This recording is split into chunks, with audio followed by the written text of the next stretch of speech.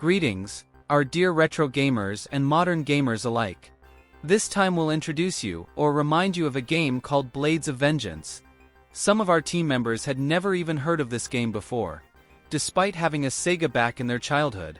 We learned about it from one of our teammates. And I have to admit, it definitely surprised someone, and that someone was me, the author of this text. The game reminded me of Dark Souls, because its gameplay and level of difficulty are truly impressive. Turns out, retro consoles also had their own ultra-hardcore games. But let me tell the story step by step.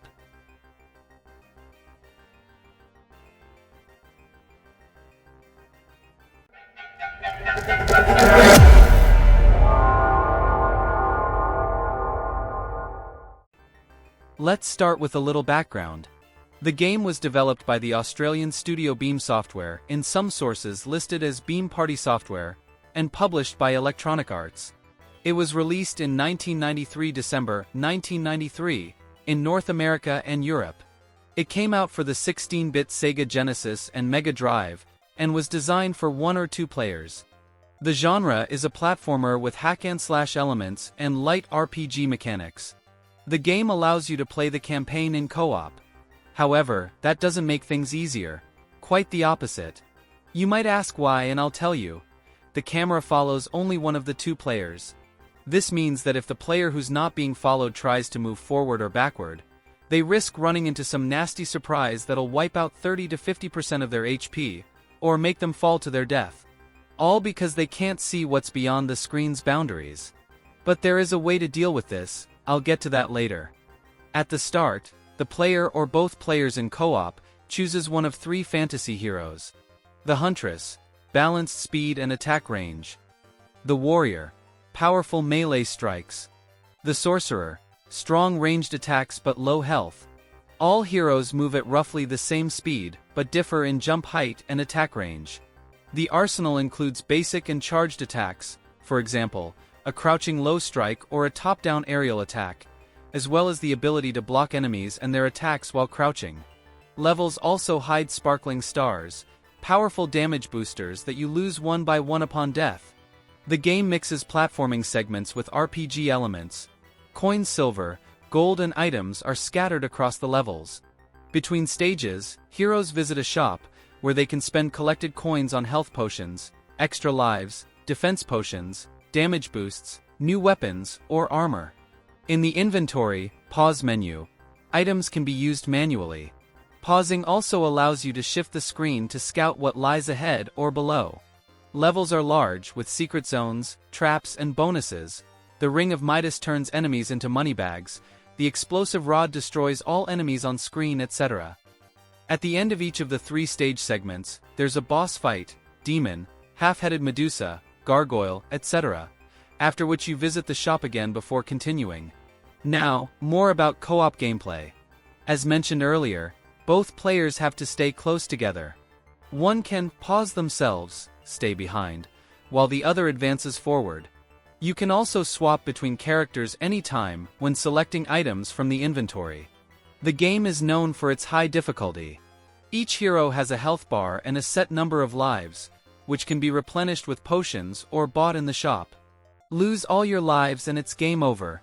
There are no saves between levels. After the second world, you can increase your life reserves by buying extra lives in the shop. Continues are only awarded for high scores, or for enemies defeated. And without them, losing all lives means starting from scratch.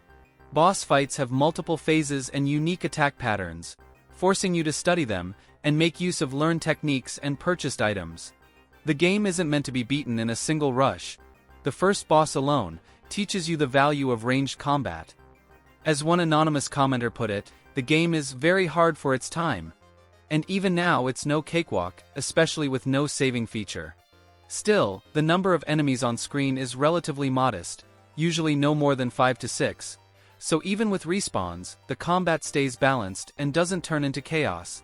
The overall balance is maintained through frequent health drops and upgrades. Players must thoroughly explore and collect coins to prepare for tough battles. Visually, the game embraces a bright fantasy style. The game world is well drawn. Character and monster sprites are detailed. heroes have flowing hair and smooth animations, and backgrounds are rich in detail. Visual effects are modest, featuring Beam Software's signature, wavy parallax effect for smoke, torches, or fog. Overall scene depth is limited, just 2 scrolling layers, a layer in front of the player and a static background. Still, the graphics look good, with beautiful details on monsters and backgrounds, and the technical execution is top-notch. Level variety is strong, volcanic wastelands, forests, castles, and dungeons, each with its own distinct atmosphere. Compared to other games of the era, Blades of Vengeance is closer to 2D fantasy platformers, bright, detailed, but without over-the-top effects. The sound design is considered solid, though not groundbreaking. The game's soundtrack is a mix of atmospheric tunes and upbeat tracks with a light rock vibe. The music transitions well into intense boss fights, but the melodies aren't especially memorable, and sometimes sound standard. Sound effects are mostly functional, hits, treasure collection, death cries, without exceptional richness. Overall, the audio is without major flaws but without standout moments, fitting for the genre, but lacking iconic tracks.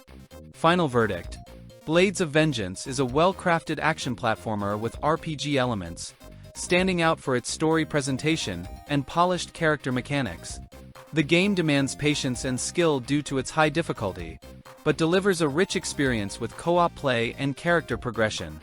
After some time, I found myself wanting to replay it despite its challenge, a sign that it holds up against modern 2D games. How did you first discover this game? Have you ever beaten it without saves? Share your stories in the comments.